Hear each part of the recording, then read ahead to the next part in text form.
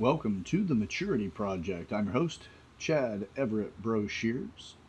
We're about 8 different areas of maturity. That's what we typically go over, and that's what the Maturity Project's about. So, if you're new to the channel, welcome. Glad to have you. We are all about failing up, myself and my team. You got to start somewhere, and you just go through every step of the way. And some of the attempts you make, they're pretty successful right away. Others, the success may be mixed, or it could be chalked up as a failure. But the beautiful thing is that you're failing up. So, like, we're constantly doing that. Hence the low production value and all of that. So I know that there's quite a few of the people that watch this channel regularly, and they know this. This isn't new for them. But if you're new to the channel, I want to put that out in the front end so that you understand why the production value isn't quite as high. It is we are where we are in the process. Now, I can tell you, though, that from this, once you understand the 8 different areas of maturity, there are so many aspects of this that click that you will have a new lens to see life through and your interactions with other people. Because you'll understand they are where they are because of the level of their development.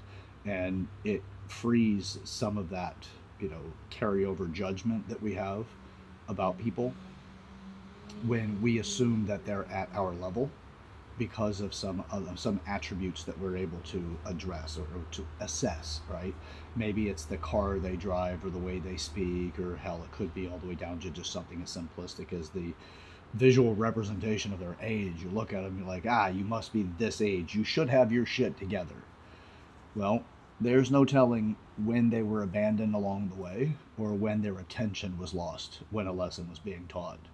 But I can tell you this, that if you understand how to handle conflict, which is any kind of situation where a lesson's being presented, or a challenge that's being presented, it's an opportunity for a lesson, and you can grow there. If you choose not to, well, you'll certainly repeat the lesson.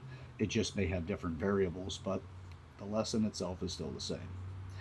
So, with that being said, uh, I have a commitment on a regular basis, fail up by putting out content on a daily basis and answering questions that I get. So, one thing that it's not really a question to get into the substance of today's conversation. And I'll keep this brief so that you guys can get to whatever it is you're getting to. If you like this, by the way, there is, at this point, I have more than 200, and this will be the 234th episode that I've put out for this channel. But this particular channel as a whole uh, has over 400, almost 500 videos on it. So 400, 4 high 80, 490, something like that, from my previous show, which is the Growing Up in the Wilds of Suburbia.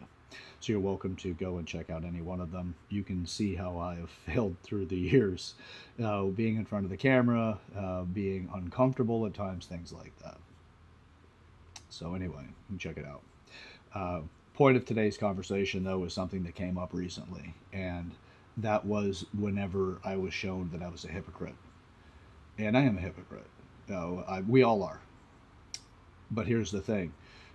To be a hypocrite is how somebody else also receives you. It's not just your own actions. It's what they believe your motives are, and why are you doing what you're doing is the motive, right? What are the variables about it? Like, if you say one thing and you do something different, well, point A to point B, straight line, people draw their own conclusion by what they believe you should do or how you should do something. That's one part of it. The other part of it is whenever you are a direct hypocrite, when you make a declaration of change or you speak about something and say that, this is where you stand someplace, you're where you are because of the decisions that you made throughout your life. Okay? It's a beautiful thing. There's nothing wrong with that. It's actually great, right? Because it's the life that you've had and it's your history. But you've also made up your mind about things in such a way that that's the way you perceive life. So you have structure that holds you together and make life work, because I promise you, everybody has structure. People that have the least amount of structure typically would have some association with some sort of mental diagnosis. You get down to the real low end of it, where people have real hard times holding anything in reality together, right? But then you get to where you actually can hold quite a few things together, and you see people that have a lot of structure, very well put together. You know, these people that are highly successful that we look up to because they become role models or celebrities or something. So, but we have this structure that we use, and when you make a declaration for something different, if you realize that in who you currently are is there's something about you that needs to change in order to achieve your goal. Perhaps it is, being honest. So if you just say, hey, I'm going to be honest moving forward. Well, honest is a very large category. It's not just one thing, and that comes down to your constitution. Who do you believe yourself to be, and how well fortified are you to be that person? Because if you're used to saying something that is not 100% truth, like you give a white lie, or you give like some sort of distorted reality, or half truths, or lie by omission, things like that, those will be infused in the conversation with cowardice. So you don't feel courageous enough to tell the truth, and you've made a habit of that. And you've also made a habit of the way you feel whenever you tell somebody something. So it's not just what you say, it's also how you feel. It's multiple faceted there, or multifaceted. So with that, when you make a decision to make a change, you've made a statement. Now you have to add all of the details to it. How long will it take you to be honest? It could take you years. It may not be instant because of how you develop yourself and where your foundations of reality to the way that you live your life, like, so all of your network of people that know you, you have a specific way of telling them the way that life is for you, right? The way you interact with them, the way your relationships built, things like that. And when I say life is for you, it's also their relationship itself is part of your life and how you're representing that with them. So if you know somebody they have a specific problem, but you don't want to hurt their feelings, so you don't tell them, that's not being honest. You're being tactfully deceitful. I'm not saying don't do that. You don't know the consequences of it, but at the same time, you've made the declaration being honest. Now, this conversation is not to ridicule anybody. I love to make people think. I'm also not going to tell you that I know everything, because I don't at all. I'm one of the first people to tell you that I don't know everything. Even when I get accused of being smart, because I do hear this often, I just tell people that I'm incredibly curious, and to dismiss the concept of smart, because I want you to understand that you can create a thinking process that is as reflected. It's in some way similar to my own, because I don't want you to feel like I'm special in some way that you don't have access to. So that's a point that I have, because I care a lot, and I want people to grow, and I want people to get there, but I don't want to enable them by doing it for them. I'd rather give them, the whole teach a person to fish, feed them for life kind of thing, right? Don't give them a fish and feed them for a day. Teach them to fish, feed them for life. I'd rather do that. But I can't do that for every single walk in life, because I'm not a carpenter, but I know how to do carpentry. I'm not a mason, but I know how to do block work.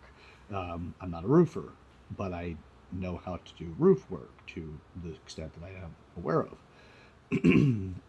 I have an expertise in personal training and the physical body when it comes to conditioning and running health clubs, things like that. That's an area of expertise for me. Businesses are an area of expertise for me to an extent, right? Like, then you get into, anyway. Wow, that can be a very big conversation. It goes into business maturity. But yes, I have a degree in that as well, a degree of expertise in that, because of I also have a company that I'm a consultant for fitness facilities to help them become successful by restructuring and training and those kind of things. So anyway, you are who you are based off everything you've ever thought of and all the decisions you've ever made. Connecting with other people, you create the relationships that you have. When you make a declaration for change, it is being understood by another person based off of what they know that change requires, what they know about you, who you are, how you are, and what you're going to do differently. So if you want to see massive and successful change, keep in the forefront, though, that you made a declaration. Secondly, and this is kind of a newer movement that I'm seeing more and more of, which is don't tell anybody what you're up to. I'm not an advocate for that. I actually think that's you're setting yourself up for a lot of challenges, right? That could also lead you down the path of narcissism or narcissistic traits that are being strengthened because you're doing it alone, or in your mind you're doing it alone. And it gives you a sense of righteousness, things like that. It can access that. And I'm more about creating community because community is an area of maturity, and I don't want to neglect that either. So I would not suggest not telling anybody. Now, here's the thing about telling people that you're up to something. Even your closest friends may not want you to be successful in that particular endeavor, simply because that it reminds them that they themselves are not up to something like you are. It could be that. It may not be. They may really support you in that way. They may fear that you might leave them and you may not be friends with them anymore because you are now changing the groups that you hang out with. That has happened, and it does happen to some people. So there's a lot of reasons why people may not support you. The thing is that you're not enrolling people so that you get their agreement that you do what you're doing. You're enrolling them to just give them a heads up so that if something comes up, they don't try to pull you back into the old model for the person they knew you to be. Now, the reason why people will typically do this, if it's not that you're reminding them that they're not doing something and you are, you're pursuing something that they're not willing to, or they've been defeated at before, and they don't want to see you succeed when they haven't. If it's not that, and I'm not saying it's everybody, it's some people, it's not the fact that you might leave them. Well, it could simply be that they just don't understand what you're doing. And if they don't understand what you're doing, you have to educate them. And all you do is enroll them. You don't have to get them to understand every step. Just get them to understand that, hey, I'm going to do some stuff here. You can hold me accountable. You can at least remind me that I'm veering off, and have open dialogue so that you can make a difference out of it. So with that, if you don't tell people that you're up to something, they're going to want to know why you're not, why you're acting differently. The third part of that, by the way, that I lost my train of thought, and I apologize, but like I said, failing up, right? And I do my own version of weaving. It's a conversation style. But the other reason is that they spend a lot of time, and there's been a lot of energy, and there's a lot of patterns they're familiar with. And it depends on how close they are with you, the pattern may be second nature to them. And it could be very well part of how they have constructed their own reality. And you behaving that way gives them continuous confidence to continue to behave in a way that's supportive of that. That fits into that family, if you will, of behaviors. So if you act a certain way, going out to the bar, hitting on, the opposite sex, man or women or whatever, it's like there's a familiarity that has been built. And if you take that away, they almost feel like the bottom has fallen out, or a part of their support system for who they are gets interrupted. So if it's not that you're reminding them that they're not up to something, that you might leave them, then it could also be just that they've got so much invested in who you are, and it's an investment of who they are because you guys are that close. That could be another reason. So those three reasons are probably the most common why people don't want to support you when it comes to making change, even when they're that close to you. I'm not saying anybody's a villain in this, by the way. That's actually giving justification for their actions. So you understand they're not a villain. It's a maturity thing. So when you do want to make those changes, you have to understand that you're going to mess up along the way. Because whatever it is that you've decided to make a change for, you have a history of that behavior. And that behavior is not singular. It will have a connection value to other attributes and traits that are within you, because that's a part of the recipe that makes you who you are. And you're changing an ingredient, and you're doing it for your own attempts to make yourself better and more effective at achieving your goals. So if you want to see significant change, you don't enroll people in a way that you expect them to do something for you, as much as you're just basically giving them the heads up or a warning that you're going to be doing some things, and the best, they could support you, or they could at least not try to pull you back, right? You're basically teaching them not to be a crab in the bucket. They may not be the ant that helps you get out, but at least they're not pulling you down. And that's the point. So when you have people that put stuff out and say, do it all in silence, I'm sorry, you're very unlikely to make that a success. And if you do, what about you will you lose? Because your community will be something that is not being developed the same. You can change your friends, all the rest of that, but then if you change your friends, then your relationships are more disposable. And I'm not saying don't change your friends. I'm just saying that if every action has an opposite but equal reaction, right? It's the basics in physics, things like that. But this is also has to do with psychology and our development, things like that as well. So for everything that we do, we'll have an opposite but equal reaction. So if you change your friends, what does that mean? Well, that means that your friends are also disposable to an extent. What's your purpose for changing those friends? Also, your friend may represent a challenge that if you overcome that challenge with this friend, you now have the ability to overcome similar challenges with other people in the future because you've built a pattern to handle the friend that is difficult now. Now, when I say that, there is a video that I've done, and it's under the title in it is Quarantine, or How to Quarantine Properly. I forgot what I titled exactly, but quarantine is at the title. You quarantine people. If you are in a point where you have your resources are stretched really thin, or your resources could also be your emotions, right? It's not just your money, it's not just your time, not just your knowledge, it's also your emotional investment in whatever you're doing that has a resource value, because it is a factor of what motivates you, right? If you'll grab the oar and row harder, the more emotionally involved you are with that particular goal. If you're less involved, then you may barely touch the oar, and then everyone else has to pull the load, right? Or the change doesn't occur. So the emotions are a resource, and it's under the effort value category when it comes to change. So um, if you're that vacuous or you're that light in the emotions, you just don't have much of a resource in it, then one of the better things to do is just quarantine the person.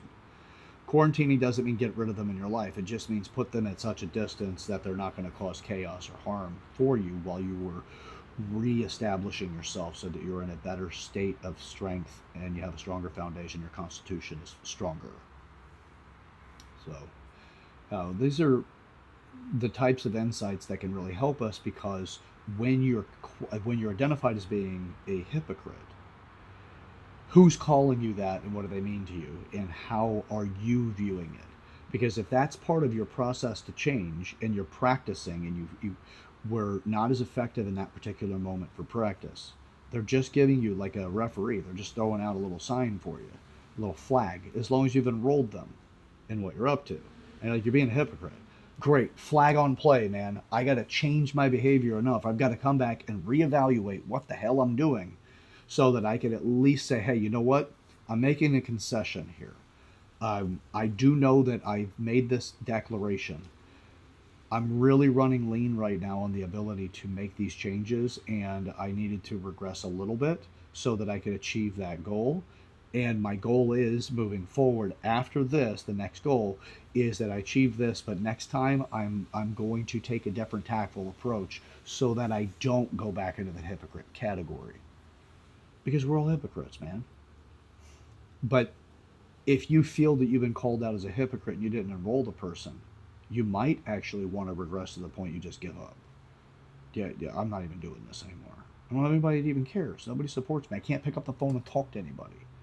That's another drawback to the idea that don't tell anybody, do it in silence. That's really, when you reach to your community, when you're making change and you're feeling kind of beat up or defeated or whatever, reaching out to your community that understands what you're up to can reinvigorate you. It charges your batteries. When you don't have those people to reach out to and your batteries are running low, your mind may wander off to the ideas about why you should quit, why you should give up on that. So it's up to you, really. I would definitely suggest, though, that's not a direction I'd like to go in myself. I don't suggest other people to do it, but I limit the advice that I offer for a very good reason, and that is because I don't know enough about you to offer advice. I don't know enough about your resources. I don't know who you are as a person. I don't know your attachment to the goals. I don't know the resources that you have available to you as a whole. Um, I don't know what the goal means to you. So I don't understand your current situation enough to even be able to give you any kind of insights. And I can give you the perfect advice on how to get somewhere, but if those things don't match up, the fundamentals of who you are and your ability to, really make progress, I could actually give you a formula that you're going to turn down in the future because you tried it and it didn't work, because there are things about it that I didn't know to tell you or talk to you about or to put your attention on, and you didn't know either. And you're like, yeah, I tried that before, it doesn't work. We've all been in those conversations, right? Whether you're the one saying it or the other person's the one saying it to you, or you heard it at a table, right? So there's a lot more to it. The details matter. They really do.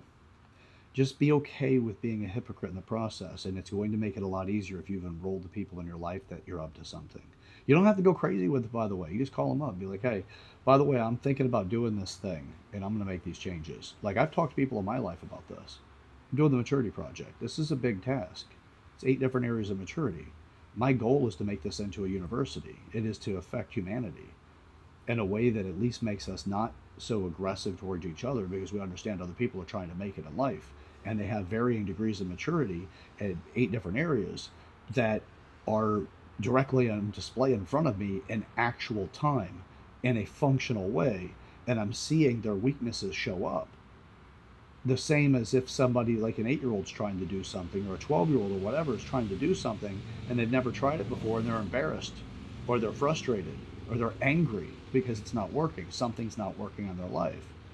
If I get angry and react in a way that is, the equivalent to theirs, right? They raise their voice, I raise my voice. They shout, I shout.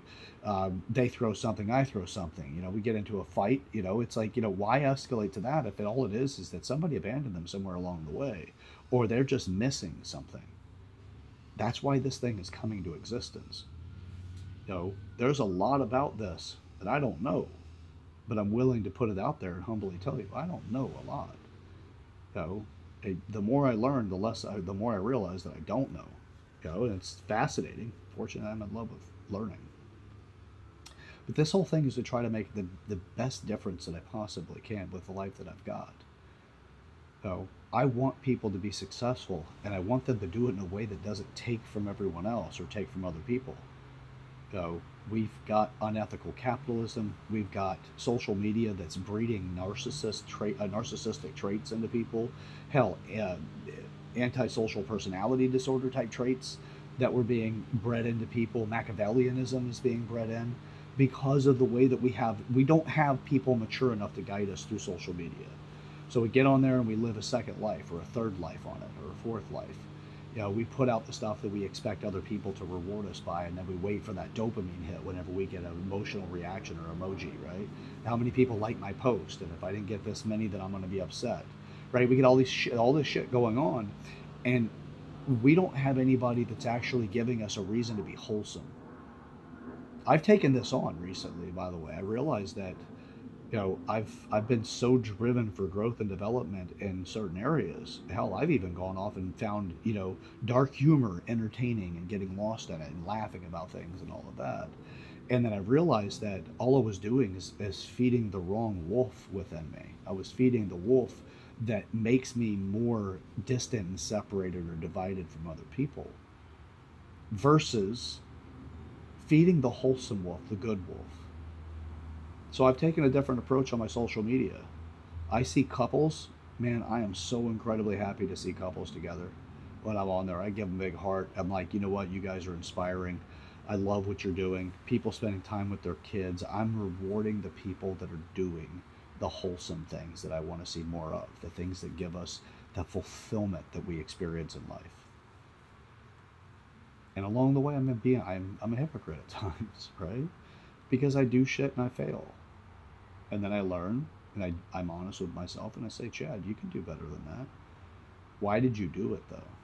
What got you to actually fall back on it? Because I'm in the Thrive model. I want to know what got me there, and the thinking processes and the strategies of the way that I am with people, and against the strategies with reality. Like, I'm all in to try to figure out how to do this thing, the best as possible, and to create the least amount of harm. So, with that, I'll leave you with it. I'll leave you with that. My final thought is, hey, be okay with you being a hypocrite. Now, if you're making change, being a hypocrite is not a bad thing. But if you don't enroll people in the changes you're out to make, and your earnest effort to make those changes, you're really trying, there's nothing here that's going to make me condemn you. No, I'm completely there to be supportive. Now, if you're doing it because you're trying to survive through the vice directions, and you're just one more time you're lying to people and you're intentionally doing it, I'm not supportive of that. That's a crock pot of misery that I'm not out to change that for you until you're ready. You need to be the one to change it. I'm not going to save anybody there. That's not what this is about. Because you go and save somebody when they're in that mindset, you're enabling them. It's like getting people to quit smoking. They'll quit when they're ready. They'll quit when they want to. They're not going to quit because you beg them to. They're not going to quit because you tell them it's harmful and you'll kill them. It's up to them. They're the ones that have to do it. Same thing with this. That's why when you're ready and you really are trying to make differences in your life, I'm in, man. I'm supportive. So it's okay to be a hypocrite, but it's even better when you can enroll people to let them know, I'm working on making these changes. So bear with me, because I'm going to mess up. And I'm good. By the way, I am really good at messing up in my life. Yeah, but I'm failing up. It's the way to do it, man. You fail forward, you fail up. So join me in that. Share this video with people in your life that you want to make a difference with. You want to start a meaningful conversation. Enroll people in you making changes. You may not know the change you want to make just yet, but you know something. This is a great start. Share the video with somebody. Talk about what you've learned from this, how you see these things. Put a comment in the comment section. Let me know you got something out of it. Join the community. Your comment doesn't just get to me. It gets to the other people that watch the videos regularly. And it goes into a historical value, right? You get, as long as it's on the internet, people have access to it. Years down the road, you don't know who you're going to actually encourage. So put it out there. Join the community. We're up to good things. We're up to the good work. All right. This is the Maturity Project. I'm your host, Chad Everett Brochures. Path to hell is paved with good intentions. Let's not keep going there. Okay? We're going to change that. The reason why it's the path to hell is paved with good intentions is because it lacks maturity. Mature yourself. You won't build it to hell. You're going to take it to heaven. We grow through what we go through. Yesterday's challenges are opportunities for tomorrow's success. Let's get up to some stuff. Let's get up to it together. Shall we? See ya.